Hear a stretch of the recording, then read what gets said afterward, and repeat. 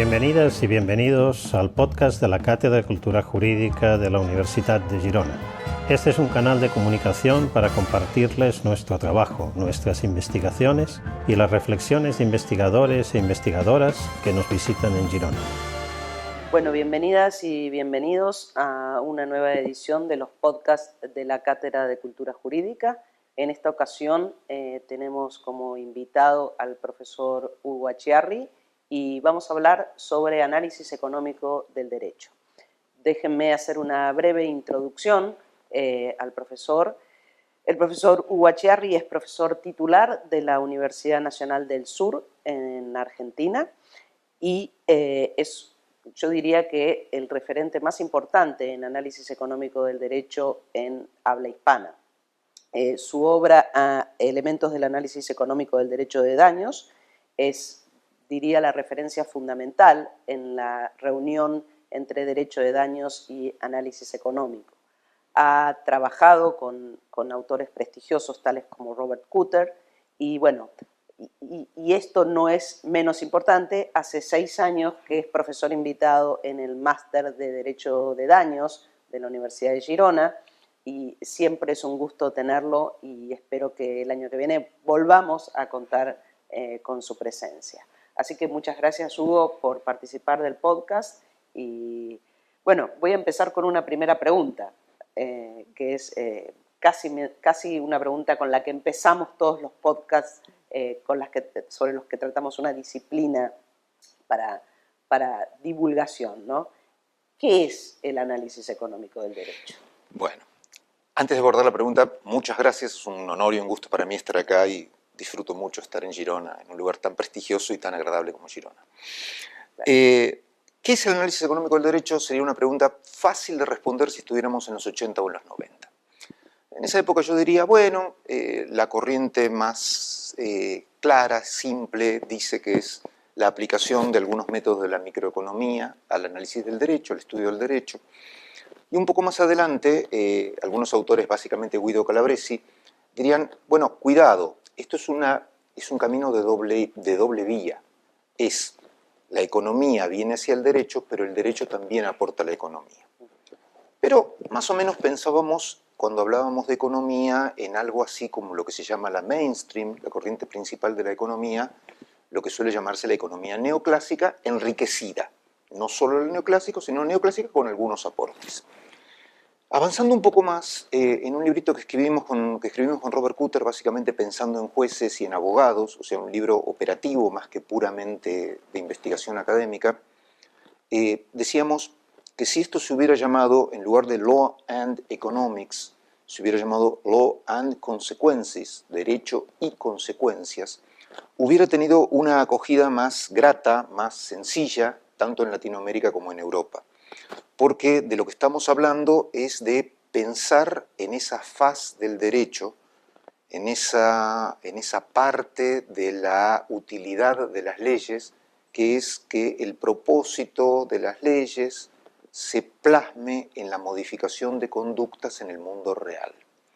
El análisis económico del derecho, en este sentido tan modesto que nos interesa precisamente cultivar, es ni más ni menos que intentar ver cómo funciona el derecho en el mundo, cómo mueve conductas, para poder interpretarlo de un modo consistente con esas conductas que nos interesaría motivar y para aconsejar en su caso la modificación legislativa en un sentido que sea consistente con la eficacia, con la actuación práctica de las leyes en el mundo. Hoy, si tuviéramos que situarnos ya en la bien entrada, en la mitad de la segunda década del siglo XXI, me parece que es mucho más difícil, porque quizás avancemos un poco más adelante en la conversación, pero no estamos pensando exclusivamente en racionalidad, no estamos pensando exclusivamente en esa mainstream económica, sino que han ingresado otros saberes, han ingresado otras perspectivas, y hace todo menos puro, pero para mi gusto más útil. Me parece que como sucede en casi todas las disciplinas, cuando nacen o en los primeros tiempos, las disciplinas son muy soberbias en el sentido de pensar que son muy explicativas, que podemos explicar el mundo y podemos llevarnos el mundo por delante. Y luego pensamos, bueno, tenemos interacciones, tenemos lugares donde somos más útiles, menos útiles. Y me parece que estamos en ese momento en el cual la racionalidad tiene un rol fundamental, pero no es solo racionalidad lo que está detrás de todo esto. Cuando hablo de racionalidad, hablo de que no pensamos exclusivamente que los individuos se mueven de modo consistente con sus objetivos, sino que agregamos más cosas. 2 ejemplos para ver cuánto ha ingresado esto. Tommy Ulen, hace unos cuantos años ya, en su programa de Urbana-Champaign, en Illinois, en Estados Unidos, modificó el nombre de su programa y le puso Programa de Derecho y Ciencias Sociales. Y nosotros en Bahía Blanca, Argentina, teníamos un programa de Law Economics o de análisis económico del derecho y le empezamos a llamar, le cambiamos el nombre por Derecho, Economía y Comportamiento. La idea es situar la relación entre derecho y comportamiento en el centro de este asunto. Súper interesante y además creo que hay muchos ámbitos de coincidencia con otras áreas, ¿no? Que por ejemplo la racionalidad legislativa, cuando pensamos en los fines teleológicos o lo que llamamos eficacia y efectividad. Así que me parece que hay muchos puntos de contacto con otras disciplinas. Por eso entiendo esta ampliación, ¿no? que estás comentando. Me lo podrás explicar mejor, ¿no? Pero de alguna manera la pregunta es, este modelo de análisis económico del derecho moderno, digamos, o actualizado, claramente tiene mucha importancia para jueces, legisladores, abogados, ¿no? Sí, a mí me parece cuando dices moderno, precisamente es una de las claves. Hace unos años alguien decía, o muchos decían, que una medida del éxito del análisis económico del derecho era que un argumento de análisis económico del derecho dejara de ser un argumento de una escuela y pasara a ser un argumento de derecho, precisamente. Y me parece que esto está sucediendo. Entonces hace rato se abandonó una pureza de corrientes y pasó a ser un conjunto de instrumentos, una familia de métodos que sirve para las cosas que siempre le fueron útiles a los abogados, a los juristas teóricos y a los jueces. Porque es muy difícil pensar que alguna persona relacionada con el derecho piense en el derecho como un juego puramente ideal. Normalmente pensamos que el derecho es una práctica humana operativa en el mundo.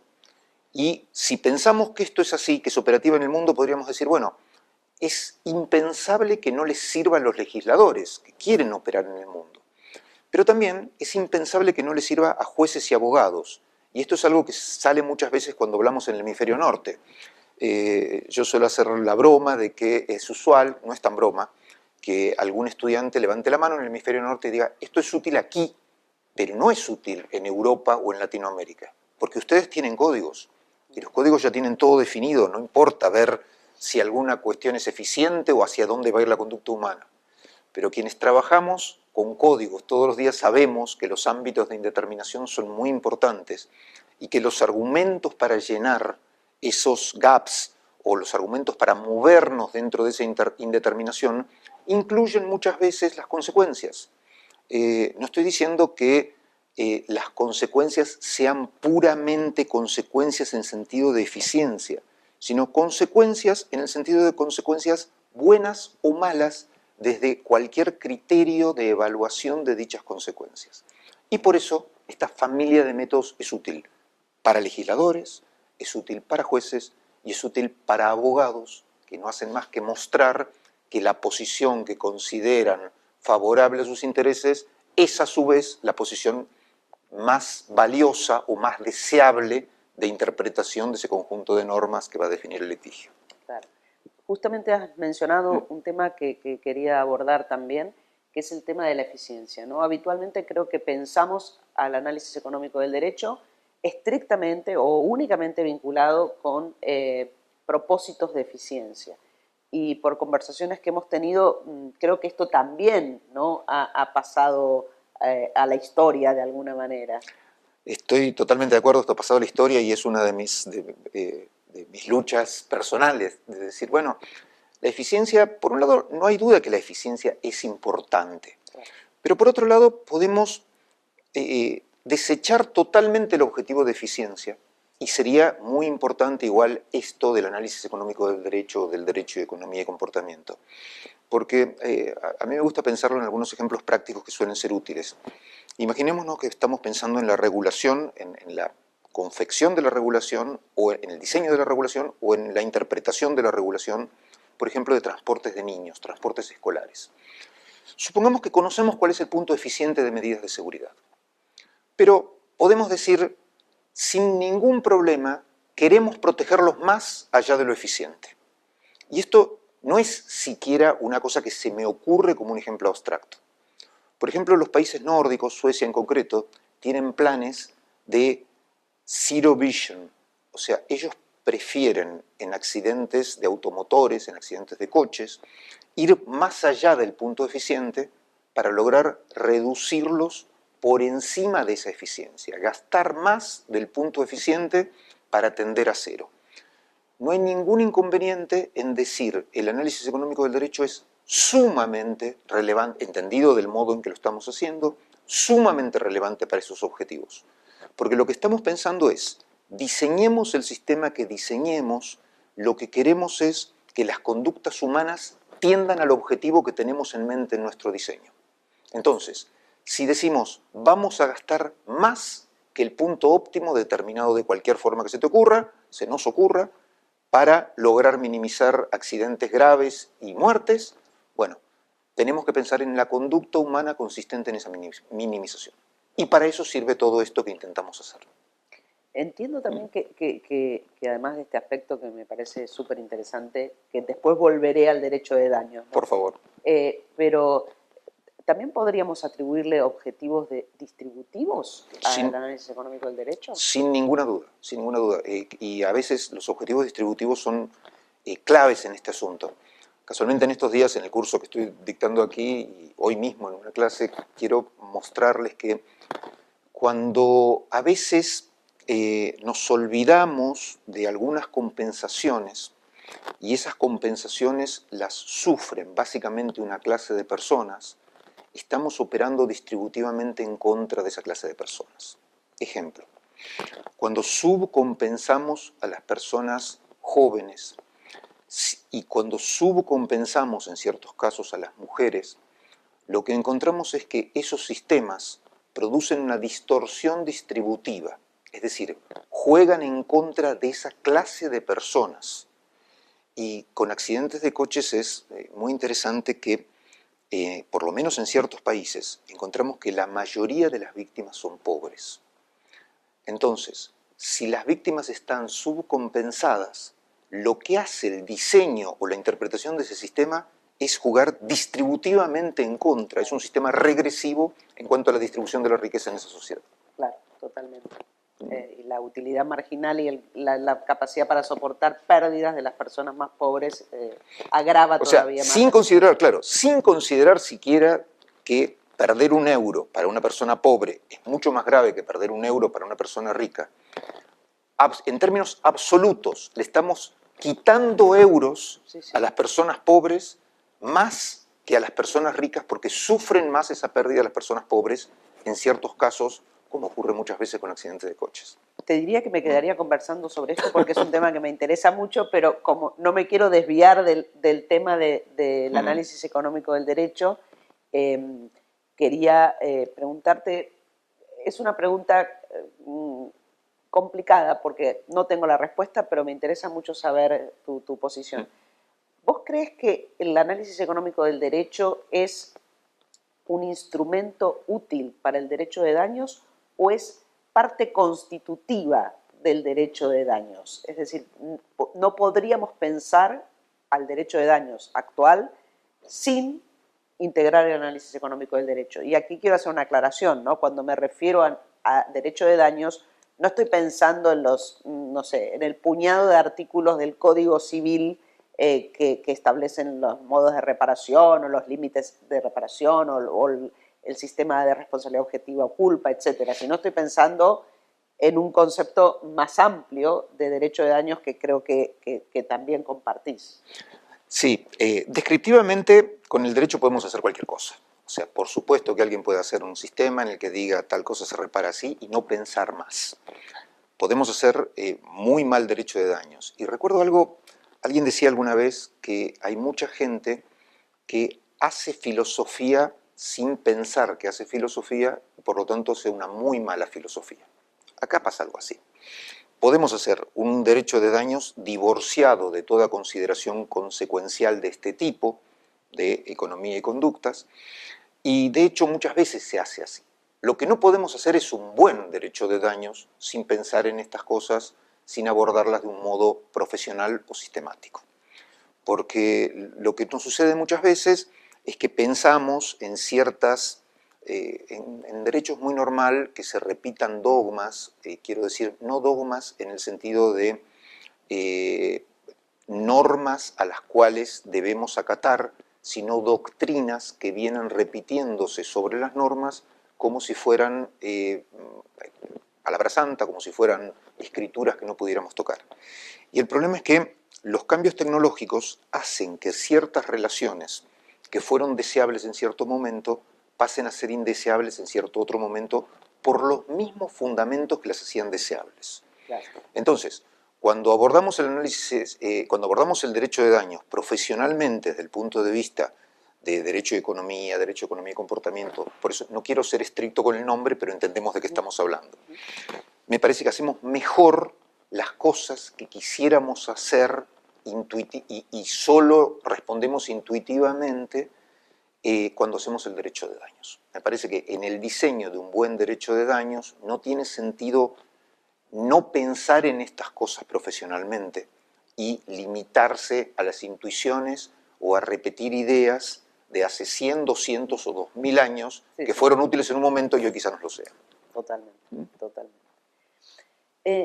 Saliendo ahora un poco del derecho de daños y volviendo otra vez al análisis económico del derecho, porque por unas cuestiones que vos comentaste acerca, por ejemplo, del cambio del nombre de la asignatura en la Universidad Nacional del Sur, que ahora se llama Derecho, Economía y Comportamiento. Derecho, Economía y Comportamiento, ¿no? Por lo menos creo que la preconcepción sobre el derecho, del análisis económico del derecho, es que trabaja únicamente pensando en seres completamente racionales, ¿no? El homo economicus de la economía neoclásica. Pero parece que esto está cambiando, ¿no? Que pueden conversar con el estudio del comportamiento, etcétera. ¿Cómo es esta integración? La que idea, también me parece novedosa, ¿no? Por lo menos desde una perspectiva... Sin duda. La idea es, el análisis económico del derecho, como te decía, cuando nace, compra la teoría conductual de la economía, que era la teoría conductual de la economía mainstream, la racionalidad. Claro. Los seres humanos nos movemos costo-beneficio. Maximizamos, somos REM, Rational Expectation Maximizers. Somos unos maximizadores racionales de nuestras expectativas. Bueno, desde hace unos cuantos años sabemos, porque el problema era el siguiente, no es que los economistas no supieran que cometíamos irracionalidades, sino que parecía que era el mejor instrumento para predecir nuestra conducta, pensar en la racionalidad, y las desviaciones en algún sentido se compensaban. Hoy pensamos algo bastante diferente porque a su vez podemos analizar mucho mejor las conductas irracionales. Es decir, es esa idea que también dio lugar a algún texto de irracionalmente predecible. Quiero decir, podemos predecir la irracionalidad. Tenemos algunos instrumentos, lo que hoy llamamos sesgos, lo que hoy llamamos sistemas de razonamiento, que nos hacen más predecible en ciertas circunstancias la desviación de la conducta respecto de la racionalidad que la racionalidad. Los ejemplos, un ejemplo que me gusta y me parece que es bastante gráfico, es cuando pensamos en derecho del consumidor. Y más aún cuando pensamos en derecho del consumidor combinado con tecnología digital. Nosotros sabemos que en nuestra pantalla a la que nos enfrentamos para hacer cualquier transacción digital, tenemos un diseño que nos va a sesgar de cierto, en algún sentido, a comprar más cosas o comprar cosas que no hubiéramos comprado en ese momento. Hoy todos lo sabemos. Si pensáramos que los consumidores somos racionales, no importaría el diseño de la pantalla, sino que simplemente podríamos pensar en información. Más información nos haría racionales. Pero la información sería un input para nuestra decisión puramente semántico. El significado de la información es lo que sirve y si nos dan suficiente información, decidiríamos racionalmente. Hoy sabemos que no es así. Sabemos que es un input, además de semántico, sintáctico. Cómo nos enfrentemos a la información nos va a hacer decidir de un modo diferente. Por eso cuando entramos a un mall, tenemos que la zona de los WC, de los baños, de los toilets, no está a la entrada, está muy adentro, porque está diseñado para que pasemos por un montón de escaparates y eso maximiza nuestra posibilidad de compra. Pero ¿cómo? Si somos racionales, compraríamos lo mismo si estuvieran situados en un lugar o en otro lugar. Bueno, lo que ocurre es que decidimos de un modo diferente y quienes diseñan nuestros marcos de decisión, es decir, quienes diseñan aquella parte del mundo al que nos enfrentamos para decidir, lo saben. Y eso que los comerciantes saben desde todas las épocas, el Estado en el derecho lo ha explotado profesionalmente, quiero decir, lo ha considerado profesionalmente desde hace muy poco y muy mal. Hoy lo podemos considerar bien y profesionalmente. Es decir, podemos tomar en cuenta la decisión humana de un modo mucho más fino, más depurado que aquella pura racionalidad. La gente sabrá. Usted firmó, entonces usted sabe todo lo que hay en el contrato. O la contracara. Usted firmó pero no sabe nada. No, ninguna de las dos usualmente suele ser la más correcta. Claro, claro. Muy interesante. Y sobre esto también, ¿no? de las decisiones sesgadas, hay un artículo tuyo que me gustó muchísimo, que es Gender Gap and Personal Injury Compensation, en el cual tú demuestras el bias, el sesgo hacia las compensaciones por daños en las mujeres, además con una metodología, te diría que poco usual en los estudios en América Latina y en España también, ¿eh? Así que sí. Sí, te cuento un poco. Todos tenemos la idea que hay sesgos en contra de las mujeres en distintos campos. Entonces, el problema es cuando nos enfrentamos a las indemnizaciones por daños. La intuición usual es, como hay un gap, como hay una brecha en los ingresos de las mujeres cobran menos que los hombres y por lo tanto la indemnización simplemente sigue esa brecha. Lo que intentamos hacer, y cuento un poquito también la metodología, es intentar explorar empíricamente esto más allá del texto de la justificación de las sentencias. Es decir, siguiendo algo que resulta gracioso pero es gráfico, hay una frase de un colega, profesor también del área, Gerrit de Guest, que él dice que a los jueces hay que mirarlos como a los lobos marinos. No les preguntamos a los lobos marinos qué están haciendo, sino que cuando los vemos comportarse, es decir, el final de sus decisiones, es lo que juzgamos. Con los jueces también, más allá de lo que fundamentan, si dicen si esto les importa o no les importa, veamos lo que hacen en su parte dispositiva. Entonces, ¿qué hicimos? Tomamos el principal tribunal argentino, probablemente que es la Cámara Nacional en lo Civil de la capital federal de Argentina, que es un tribunal que tiene muchas salas, es como si fuera un tribunal con muchos tribunales juntos, y durante un lapso de 20 años analizamos todas las sentencias. ¿Qué significa? Normalmente cuando se trabaja con datos en derecho, más en Latinoamérica y en Europa, se suele hacer una especie de cherry picking. Tomo 4 o 5 casos que me dan la razón y después digo, trabajé con datos, acá puedo hacer bueno, no. Acá tomamos los que nos gustan y los que no nos gustan, es decir, todos. Creamos unos bots, unos programas automatizados para poder analizar todo esto y entonces corrimos todos, que son unos 20.000 casos, una cosa así, un poco más de 20.000 casos, y lo que encontramos es que más allá de este gap, del gap salarial contra las mujeres, encontramos diferencias en la concesión de incapacidades. Y lo que hicimos fue, analizamos esos casos en los cuales, según la literatura, sabemos que las mujeres suelen salir más dañadas que los hombres. Y son los accidentes de automotores en los cuales las mujeres no son conductoras, sino que son acompañantes o pasajeras. Lo que sabemos es que hay dos líneas. Unos nos dicen, bueno, por las medidas de seguridad que se toman en los automóviles, las mujeres salen perjudicadas, y otros nos dicen, no, es un problema estructural de la contextura de la mujer que sale más perjudicada. Bueno, no nos interesa por qué, pero sabemos que en esos casos tendrían que tener una discapacidad mayor que los hombres. Lo que encontramos es que lo que se otorga es una discapacidad menor a las mujeres en casos en los cuales estadísticamente debería ser mayor.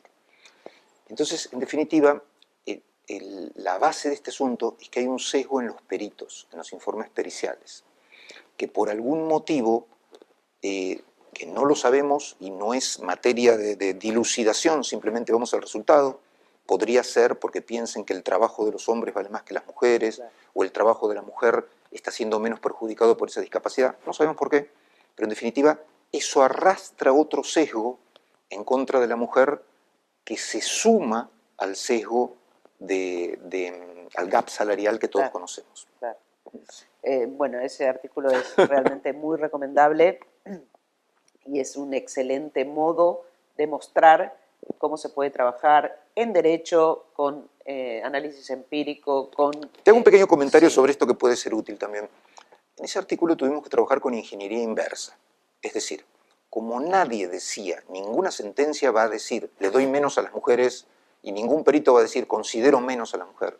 La ingeniería inversa es sobre el resultado vamos para atrás con toda esta tecnología, con toda esta batería tecnológica.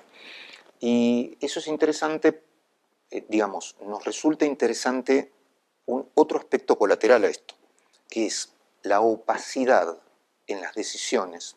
Decidir una indemnización sin decir exactamente cómo se llega a ese número juega a favor de cualquier sesgo.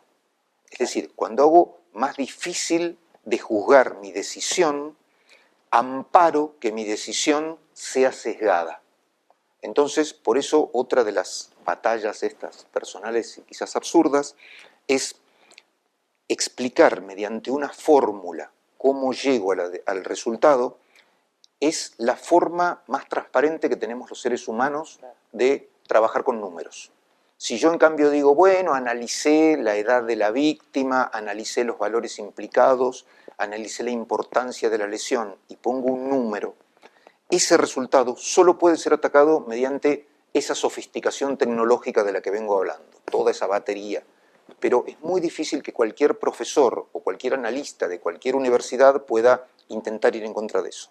En cambio, si muestro con una fórmula cómo llego a un resultado, por lo menos sé qué cosas puedo atacar y qué cosas no. Digo, voy a utilizar como ingreso de la persona esto y no voy a considerar, por ejemplo, el trabajo no remunerado como un activo valioso que perdió la persona.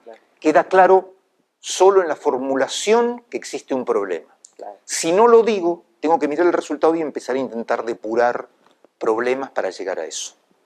Sí, sí, esto me parece súper interesante, la fórmula Cherry, como se la conoce, creo que se está adoptando en varios tribunales y realmente me parece que sería un paso excepcional para la humanidad, ¿no? Digamos, digamos que cada vez más... Tengo un pequeño comentario sobre eso. La idea de la fórmula esa es decir, además de una fórmula, que ya cualquier fórmula me parece mejor que ninguna fórmula, porque aunque sea mala, por lo menos podemos saber lo que está haciendo, es captar ese problema que te intentaba exponer al principio de la cuestión distributiva, que es si cristalizamos el valor de la capacidad, el valor de generar, la posibilidad de generar ingresos al momento en que la víctima sufre el daño. La mayoría de los daños son sufridos por jóvenes. Entonces, un joven tiene el valor de la capacidad de un joven en el mercado es menor que en la cumbre de su carrera profesional o laboral o lo que sea. Entonces, las fórmulas usuales eran fórmulas de renta constante, no perpetua. Si ponemos el constante en una edad inferior a la posibilidad de desarrollarse, de desplegar todo el potencial, estamos quitándole, estamos sesgados en contra de los jóvenes. Por eso, lo que intenté hacer con esa fórmula de rentas variables es decir, una cuestión es cómo calculamos y otra cuestión es cómo usted, señor juez, prevé que será el futuro de esta persona. No sabemos cómo va a ser. Quizás en algunos casos tengamos más argumentos para pensar que va a escalar mucho. En otros, quizás no. Decimos, bueno, ya está en la cumbre de su carrera. Pero lo que no puede hacer es el instrumento que utilizamos para calcular sesgar al juez. O sea, la idea es, si tenemos un martillo, si tenemos algo tan rudimentario como un martillo, todos son clavos. Entonces necesitamos tecnología más refinada para que el juez, haciendo lo que siempre hizo y lo que debe hacer, calcule mejor cualquier posibilidad que tenga que calcular. La fórmula es esa tecnología conceptual simplemente para calcular mediante un programita cualquier posibilidad que el juez encuentre aplicable al caso. Me parece excelente. Vamos a ir terminando, pero una última pregunta. Antes mencionaste el problema de las pericias en la incidencia de las menores indemnizaciones a las mujeres. Y tú sabes que en Girona tenemos dos o varias áreas, ¿no?, de conocimiento que en el grupo de la Cátedra de Cultura Jurídica nos importan mucho, y además del derecho de daños hay otro pilar muy fuerte que es el razonamiento probatorio, ¿no? En el máster de razonamiento probatorio, que es un máster muy prestigioso también, hay una asignatura que brinda Diego Papayanis, que es un colega muy reconocido también en el ámbito del análisis económico del derecho, pero me gustaría saber tu opinión sobre la vinculación entre prueba y este modelo de análisis económico del derecho. Sí, en primer lugar, Girona es un faro en razonamiento probatorio. Eso es mundialmente, en todo el mundo de habla hispana conocido que es así. Y mi idea es, bueno, como vengo hablando de este apego a los hechos, pensar en un derecho sin pensar en el razonamiento probatorio no tiene sentido. Entonces creo que la relación es íntima, es más, casi una infidencia. Hemos estado hablando con Jordi Ferrer sobre algunos trabajos conjuntos sobre esto. Y me parece que lo que requiere el entrenamiento, el razonamiento probatorio útil a estos fines de los que estamos hablando, son, además de las cuestiones básicas que por supuesto son fundamentales, algunas cuestiones sutiles a las que nos enfrentamos cada vez más, y a mí una que me parece particularmente interesante es la cuestión de la prueba estadística. Si yo dijera hoy a una persona qué cosa tomamos como hecho notorio frente a una víctima de la que no sabemos más, que su expectativa de vida sea hasta más de los 70 años o hasta los 20. Seguramente todos me dirán, es un hecho notorio que la expectativa de vida general de una persona, según los países, exceda los 70 y no se quede en los 20. Eso no es más que una inferencia estadística. Estamos determinando un hecho notorio por una estadística pública, transparente, quiero decir, a la que puede accederse desde todos lados sin mayores conocimientos. Bueno, esto mismo puede extenderse a otras cuestiones de la estadística pública.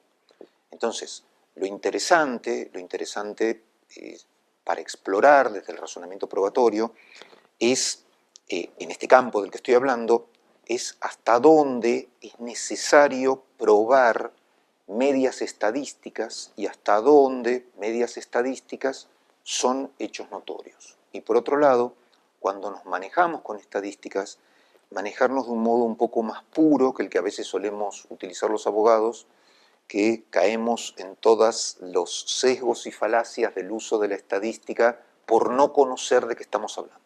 O sea, desgraciadamente nuestra formación, la formación como juristas, la formación como abogados, es muy lejana a los números y es muy lejana a las variables continuas. Pensamos, bueno, en México hay homicidios, en Suecia también hay homicidios en todos lados, blanco o negro. Y lo importante muchas veces no es que exista algo, sino en cuánto existe. Claro. Y eso no tenemos ni la predisposición a mirar ese problema, ni los instrumentos para analizar ese problema. Y me parece que en el razonamiento probatorio, entre todo el campo del razonamiento probatorio, que es todo fundamental para esto, ese es uno de los aspectos que más me interesan por su digamos, novedad y utilidad en este mundo en el cual podemos trabajar con grandes datos, grandes cantidades de datos de un modo razonable. Bueno, Hugo, se nos acaba el tiempo, así que te agradezco nuevamente enormemente este tiempo y esta conversación tan grata. Y bueno, esperamos verte por Girona pronto otra vez. Y bueno, un gusto como siempre. Yo soy el agradecido, muchas gracias, lo disfruté mucho, además de aprender mucho cada vez que estoy en Girona. Muchas gracias. Si les ha gustado este capítulo, ayúdennos a difundirlo y síganos también en nuestras redes sociales.